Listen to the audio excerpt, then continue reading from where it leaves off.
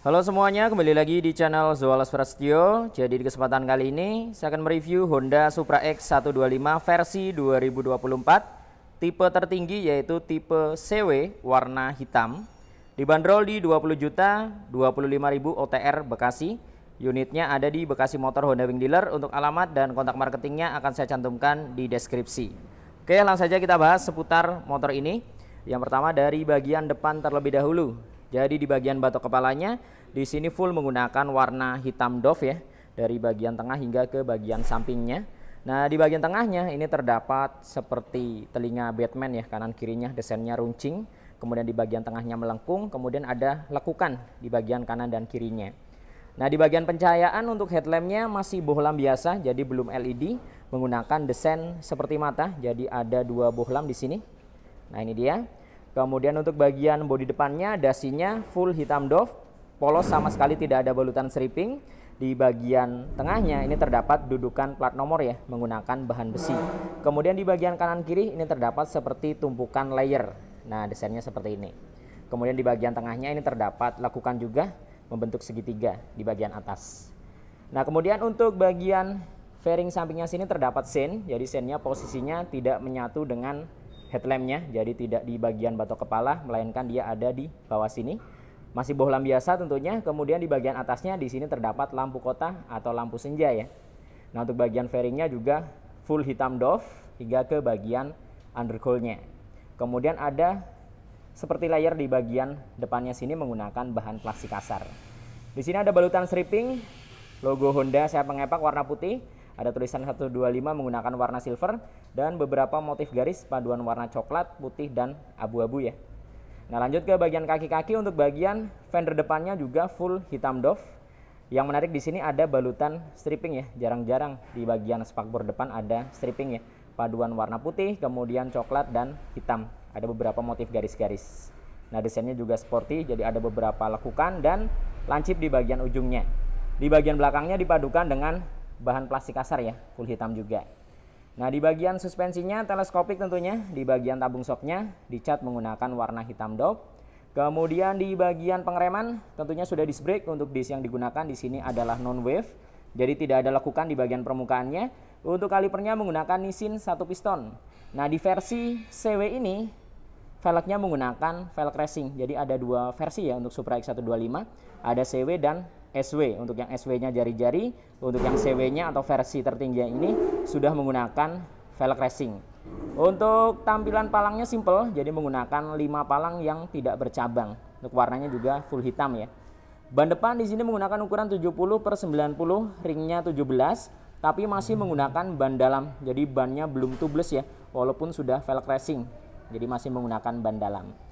Nah, sekarang kita naik ke bagian kokpitnya. Di bagian speedometernya full analog, baik itu di bagian kecepatan ataupun di bagian odonya. Ini masih full analog.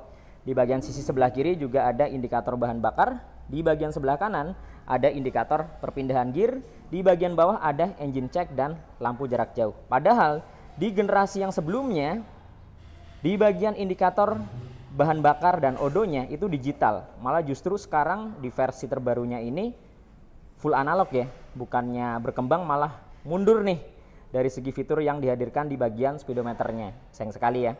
Nah, di bagian frame speedometernya di sini menggunakan warna silver ya, silver glossy paduannya. Kemudian di bagian tengah ada logo Honda 3D, kanan kirinya hingga ke bagian batok belakangnya dipadukan dengan plastik kasar full hitam. Nah, tombol-tombol di bagian stangnya di sisi sebelah kiri ada lampu jarak jauh, jarak pendek, kemudian ada klakson dan sein. Di sebelah kanan hanya starter saja. Nah, lanjut ke area dashboardnya. Jadi di area dashboard di sini juga plastik kasar untuk bagian atas. Di bagian tengah ada hook atau gantungan barang yang sangat fungsional. Jadi modelnya dia lock seperti ini. Kemudian di bagian sebelah kiri di sini tidak ada rak ya. Nah, jadi polos. Di bagian sebelah kanan ada keamanan. Untuk keamanannya masih kunci kontak manual, belum smart key atau keyless. Segi keamanannya hanya mengandalkan kunci stang dan shutter key ya.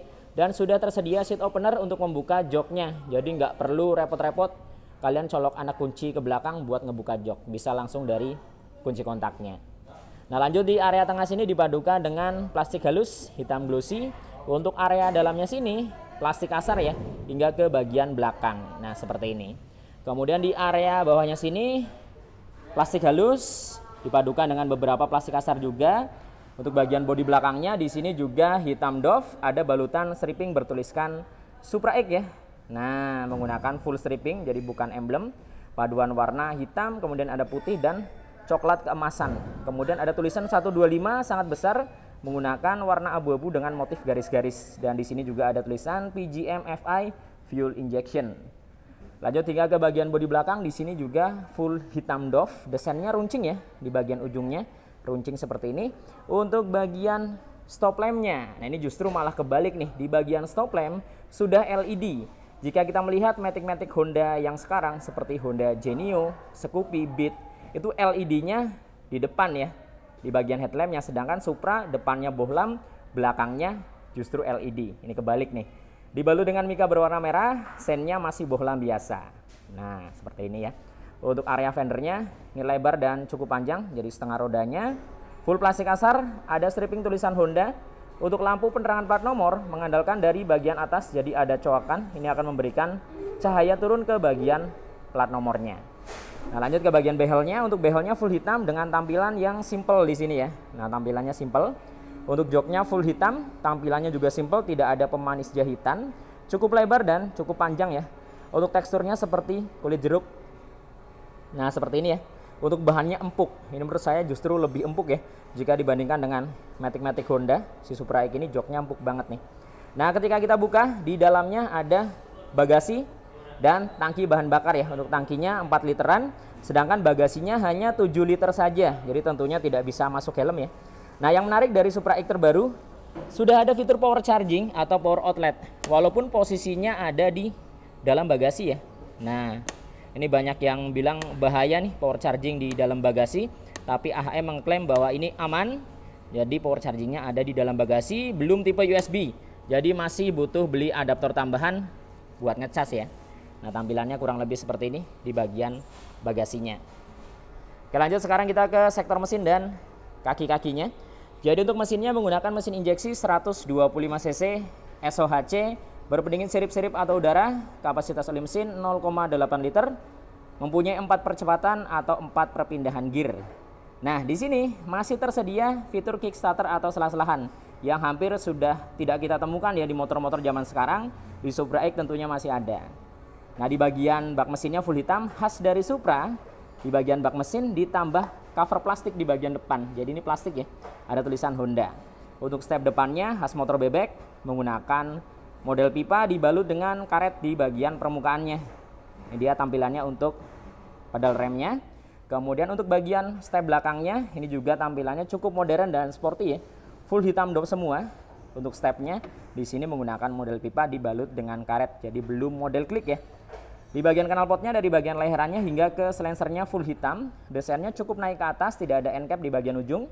Kemudian terdapat cover muffler. Nah, ini juga khas dari Supra X. Jadi cover mufflernya tidak menggunakan bahan plastik melainkan bahan plat. Warnanya juga chrome. Ya, tampilannya khas motor bebek.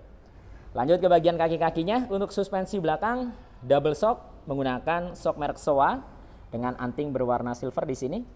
Belum shock tabung dan tidak tersedia adjuster, jadi memang masih standar di sini. Untuk swing armnya khas motor bebek, jadi menggunakan desain kotak ya. Pengereman belakang ini yang menarik, jadi Supra X menggunakan pengereman disc brake depan belakang. Untuk bagian belakangnya discnya non wave, kalipernya menggunakan Nissin ya, 1 piston. Untuk velgnya sekali lagi 5 palang dengan tampilan yang simple, full hitam doff.